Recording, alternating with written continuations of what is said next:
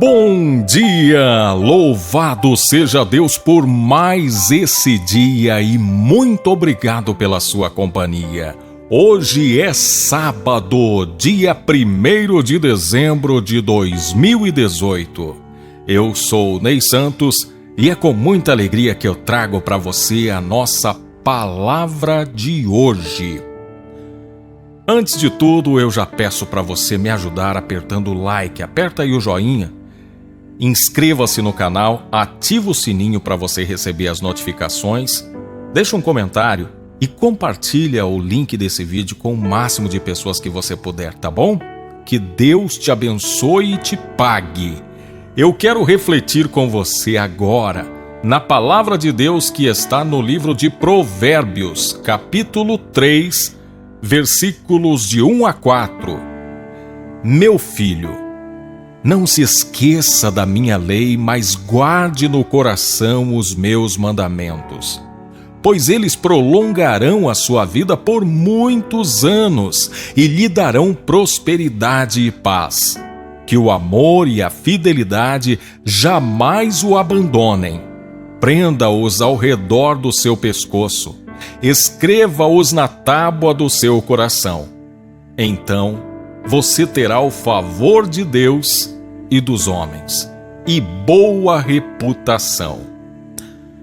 Eu estava lendo um livro e observando a crítica de um filósofo do nosso tempo com relação à nossa geração.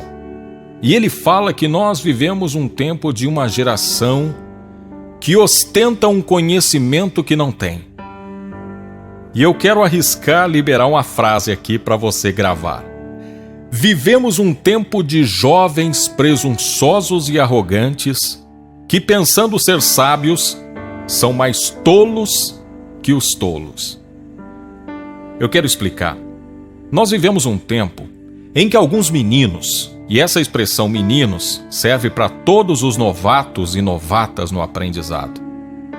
Alguns meninos aprendem algumas coisinhas aqui e ali, ou no Google, e eles já se ensoberbecem e desprezam o conselho dos mais velhos. São meninos que conheceram um pouquinho só da vida, só uma vírgula, mas eles já se exaltam, já começam a discursar, debater e achar que são os donos da verdade.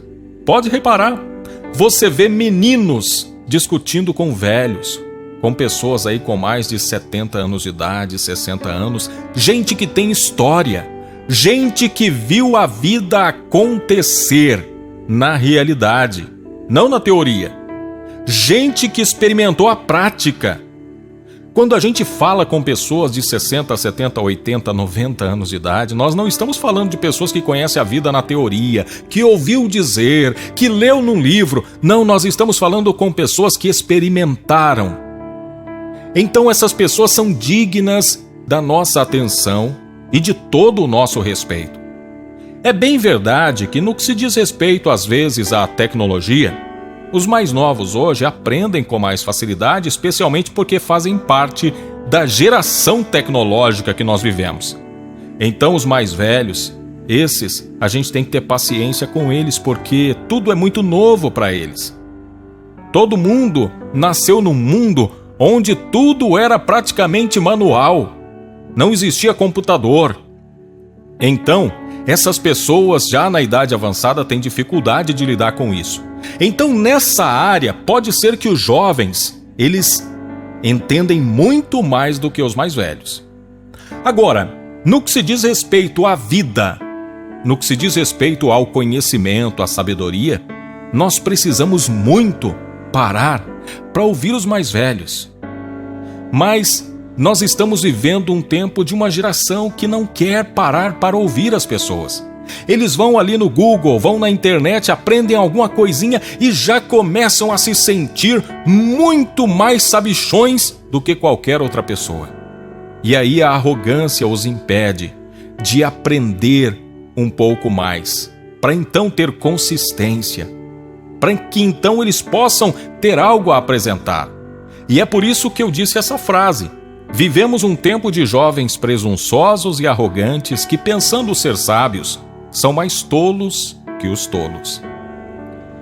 Há um pastor que diz que nós temos hoje a pior geração ou a mais frágil geração de todos os tempos na história da igreja, onde alguns líderes precisam pisar em ovos com os seus liderados, e estes não suportam a verdade sem que essa seja açucarada com mimos. Nós vivemos um tempo hoje, especialmente agora falando das igrejas, onde você vê uma geração de pessoas que, se você for falar com ela, você tem que ter muito cuidado. Você não pode dizer a verdade às vezes e falar aquilo que realmente a palavra diz, sem que essas pessoas às vezes se sintam um pouco chateadas, magoadas. No que se diz respeito aos jovens, eu ouço pastores reclamando, pessoas da igreja, não só pastores, mas líderes também na igreja católica, porque isso tomou conta da igreja. Algumas igrejas, às vezes, para que você tenha um culto de jovens, uma celebração para jovens, às vezes tem alguns grupos de louvor que deixam aquele som ensurdecedor. Aquele som que não se contém dentro da igreja, mas ele se espalha pelo quarteirão e às vezes é até motivo de escândalo e de incômodo para as outras pessoas que não estão ali na igreja. Mas Deus o livre se você chegar num jovem desse e reclamar que está alto o som. Alguns deixam de ir à igreja. E na primeira oportunidade eles vão numa baladinha e tiram fotos com uma cervejinha na mão, como quem quer dizer, tá bom, você não me queria lá, agora eu tô aqui. Então tem razão esse pastor de reclamar que nós vivemos mesmo um tempo de uma geração de pessoas que são tão frágeis que você tem que pisar em ovos e você tem que açucarar a verdade para poder transmitir, que senão as pessoas vão embora e ainda te culpam por ter saído da igreja. Então, por conta dessa indisposição para aprender e a ouvir conselhos, nós temos também o maior índice de pessoas com depressão e outros problemas que poderiam ser evitados se houvesse disposição para ouvir o conselho de Deus. É lógico que nem toda depressão é ocasionada por isso. Há muitas pessoas que têm depressão por uma questão genética, por uma questão hereditária, por uma questão assim, enfim, de algo que não tem nada a ver com isso que eu estou dizendo aqui. Mas boa parte das pessoas que sofrem com isso também são pessoas que se recusam a ouvir o conselho de Deus. Repito, nem todas. Tem muita gente que sofre com a depressão, mesmo sendo um bom homem, uma boa mulher de Deus. Luta com isso e às vezes precisa de remédios para controlar. Nem toda depressão é por causa disso. Mas há pessoas que estão vivendo uma vida depressiva porque não têm disposição para ouvir o conselho de Deus. E esse não é o desejo de Deus. O desejo de Deus é que a gente tenha vida e vida em abundância. Não é que a gente vá se perdendo, definhando, se acabando, não. O desejo de Deus é esse que eu li aqui em Provérbios capítulo 3, versos de 1 a 4. Ele diz: meu filho, não se esqueça da minha lei, mas guarde no coração os meus mandamentos, pois eles prolongarão a sua vida por muitos anos e lhe darão prosperidade e paz. Que o amor e a fidelidade jamais o abandonem. Prenda-os ao redor do seu pescoço, escreva-os na tábua do seu coração. Então você terá o favor de Deus e dos homens e boa reputação. Olha aí, se eu e você tivermos disposição para obedecer aquilo que Deus quer nos ensinar, nós vamos ter algo que dinheiro nenhum pode comprar: vida longa e vida de qualidade. Nós vamos ter prosperidade e paz, amor e fidelidade. Nós vamos ter o favor de Deus e dos homens e ainda uma boa reputação. E o caminho para nós recebermos tudo isso chama-se humildade.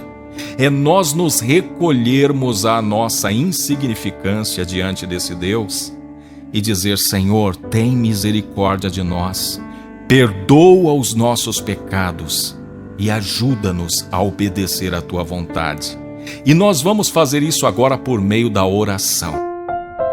Deus poderoso, de graça, bondade e misericórdia, confiando na verdade da Tua palavra que diz que a Tua misericórdia se renova a cada manhã, eu peço, tem misericórdia de nós e dessa geração, meu Deus. Ajuda-nos a criar no nosso coração disposição para ouvir o Teu conselho.